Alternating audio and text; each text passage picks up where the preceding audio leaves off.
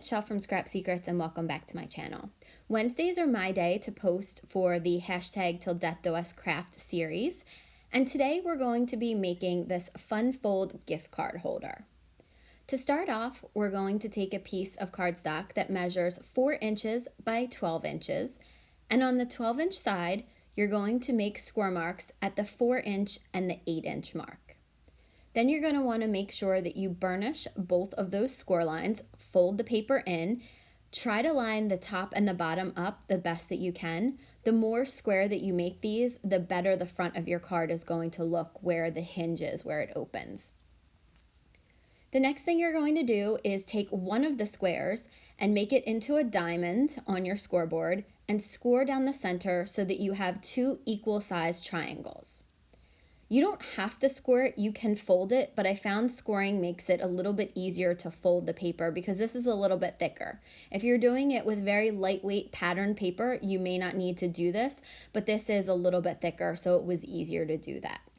Now I'm going to flip the cardstock over to the back and do the exact same thing on the other side, score it, and then fold it in, making sure that the edges line up, so the top and the bottom, making it as square as possible. I attempted this card once before with some thicker double-sided pattern paper that had a little bit of glitter on it, and unfortunately it didn't work, it was cracking. So instead of wasting the paper, I cut off one of the squares, and then I put it into my paper trimmer in the diamond shape, cut it down the middle so that I had 2 triangles that I could glue to the white parts of this gift card holder. So once I adhered the front of it, I'm now creating the pocket for the gift card.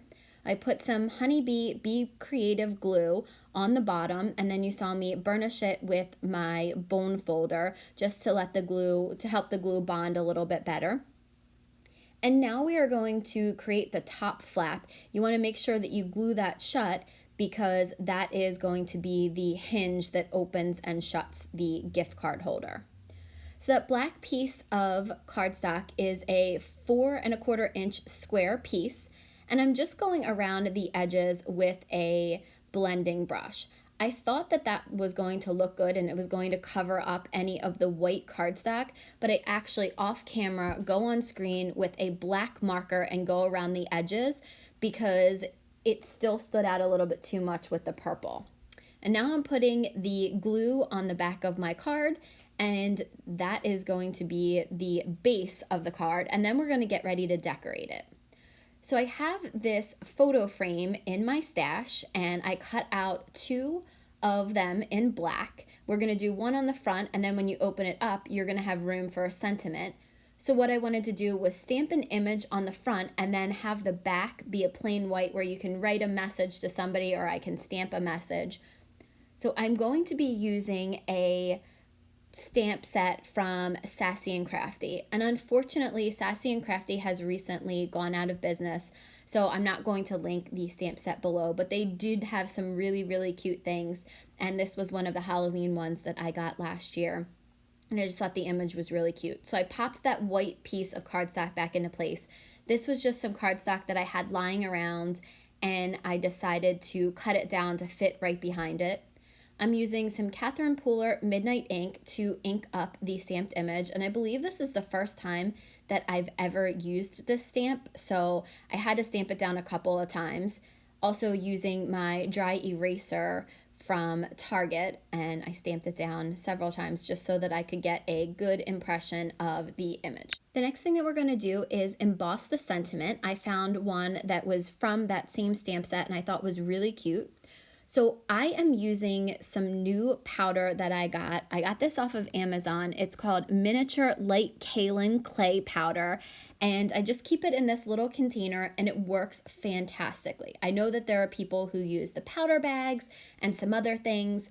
This is just a makeup brush and that powder, and it has really changed my embossing game. It works fantastic. So I inked up the sentiment with some Versamark, and then I'm going to use some Stampendous embossing powder in white opaque. I've had this for many, many years. This is probably about 10 years old. I believe it was one of the first ones that I got when I started embossing and actually started crafting. I was scrapbooking back then. So it's been a very, very long time.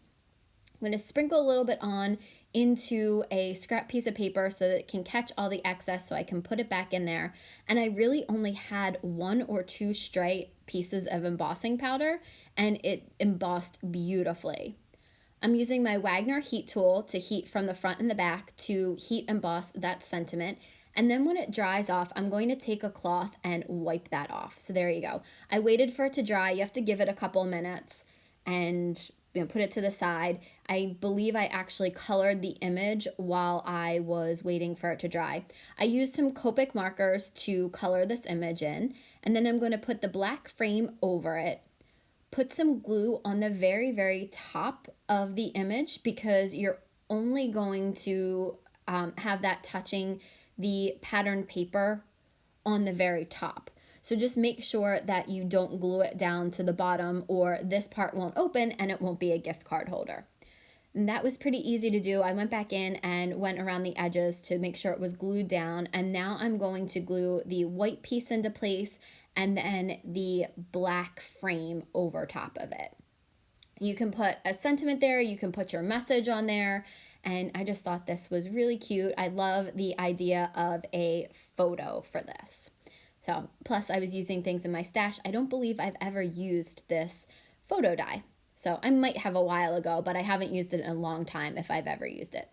So that is the card, and I'm going to show you that's where the pocket is. I'm going to get a gift card that I had to Home Depot, put it in there and show you that you can write your message there and leave a gift card for someone.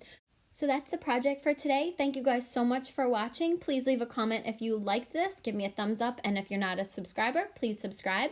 Check out the more information section below for everyone's information who's participating, and I will see you again next Wednesday for another card for the hashtag Till Death Do Us Craft.